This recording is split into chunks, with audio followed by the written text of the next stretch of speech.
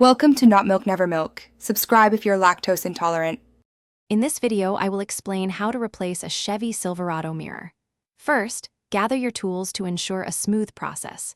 You'll need a flathead screwdriver, a Phillips head screwdriver, and a trim removal tool to carefully remove panels. A ratchet with a 10mm socket is essential for unfastening bolts. Of course, have your new side mirror ready to go.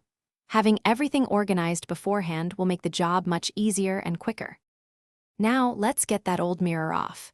Begin by using your trim removal tool to carefully pry off the armrest cover, the triangular cover near the mirror, and the door lock cover.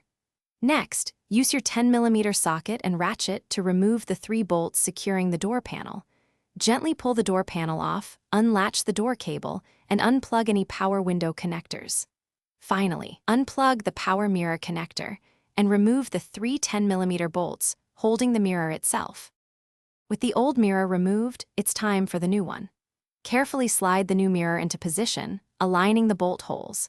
Secure it with the 3 10mm bolts, tightening them evenly. Reconnect the power mirror electrical connector, making sure it clicks into place. Carefully reattach the water shield to protect the door's interior.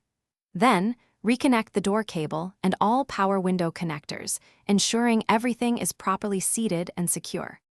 For the final steps, carefully reinstall the door panel, aligning all clips and securing it with the 3 10mm bolts. Replace all the plastic covers you removed earlier. Before you hit the road, test all functions of your new mirror, including power adjustments, heating, and any integrated turn signals, to ensure everything works correctly. Also, check the description below for a link to these fantastic meal prep containers and other great deals. Finally, confirm the mirror is stable and provides clear, unobstructed visibility for safe driving. Thanks for watching. If this was helpful, leave a like and consider subscribing. See you next time.